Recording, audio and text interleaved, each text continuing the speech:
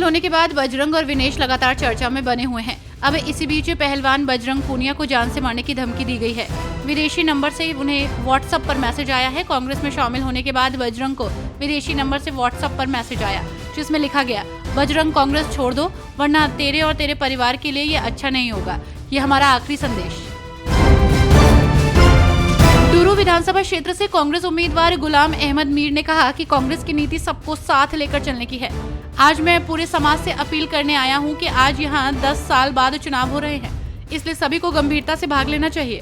आज जम्मू कश्मीर में भाजपा का कोई मतलब नहीं है। लोगों ने लोकसभा में पीएम मोदी को वोट दिया, लेकिन अब जम्मू कश्मीर बदलाव चाहता है। अब ये हमारे देश का मामला है, ये हमारे राज्य का मामला है। शिक्षा संस्थानों द्वारा रिसर्च ग्रांट पर केंद्र सरकार के जीएसटी लगाए जाने के फैसले पर बोलते हुए आम आदमी पार्टी की नेता आतिशी ने कहा कि हम इस फैसले का विरोध करते हैं और केंद्र सरकार के इस फैसले को जीएसटी काउंसिल में उठाएंगे। हिमाचल प्रदेश के नेता प्रतिपक्ष जयराम ठाकुर ने कांग्रेस की सरकार पर हमला किया।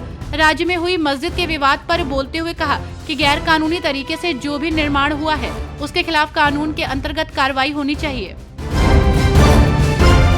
बीजेपी नेता ज्ञानचंद गुप्ता ने कहा कि पार्टी ने मुझ पर जो चौथी बार आशा और उम्मीद के साथ विश्वास जताया है उस पर 100% खरा उतरूंगा। उन्होंने कांग्रेस पर निशाना साधते हुए कहा कि कांग्रेस के पास कोई उम्मीदवार नहीं है, इसलिए कांग्रेस आप, सपा और दूसरी पार्टियों से गठबंधन की बात कर रहे हैं।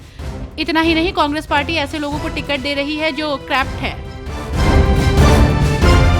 सपा नेता आदित्य यादव ने सुल्तानपुर में हुए मंगेश एनकाउंटर को लेकर प्रतिक्रिया दी है। आदित्य यादव ने कहा कि जिस तरीके से ये घटनाक्रम हुआ है उससे बहुत से सवाल उठते हैं।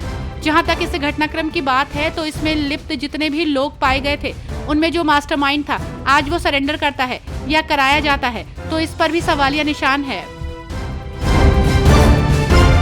गिरीश फोगाट ने चुनाव प्रचार का मोर्चा संभाल लिया है। इस बीच फोगाट जिंद पहुंची, जहां उन्होंने बीजेपी पर बिना नाम लिए निशाना साधा।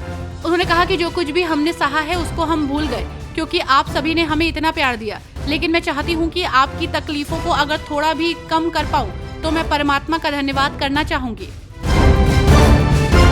पंजाब के मुख्यमंत्री भगवंत मान ने कहा कि उनकी सरकार ने अब तक युवाओं को करीब 45,000 नौकरियां दी हैं और वे राज्य का गौरव बहाल करने के लिए कड़ी मेहनत कर रहे हैं। सीएम मान ने विभिन्न विभागों में 293 युवाओं को नियुक्ति पत्र सौंपने के लिए आयोजित एक कार्यक्रम के दौरान ये बात कही। उन्होंने कहा कि राज्य सरकार ने अपने कार्यकाल में महज 30 महीनों में 44,974 नौकरियां दी हैं। उन्होंने कहा कि यह ऐतिहासिक मोड़ है जो युवाओं की किस्मत बदल देगा।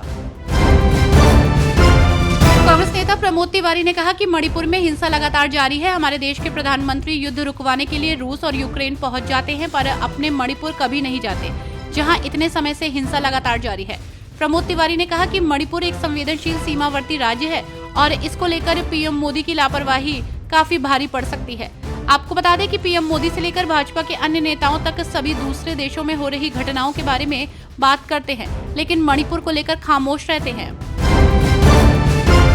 केंद्रीय मंत्री शिवराज सिंह चौहान ने कहा कि हमारा एक ही कार्यक्रम है, झारखंड को कुशासन से मुक्त करना। चुनाव नजदीक देखकर 5 लाख नौकरी देने का वादा करने वाले यहाँ के मुख्यमंत्री को अब पता है कि इस समय कोई भर्ती नहीं हो सकती, इसलिए हाल ही में जो पुलिस भर्ती हुई है उसमें युवाओं को 10 किलोमीटर दौड़ाया गया। ये कहीं नहीं होता। बिना उचित व्यवस्था के हेमंत सोरेन की सरकार ने केवल वोट के लालच में युवाओं को गुमराह करने के लिए ये षड्यंत्र रचा, जिसके कारण 12 युवाओं की जान चली गई। ये कोई दुर्घटना नहीं बल्कि वोट के लालच में की गई हत्याएं हैं।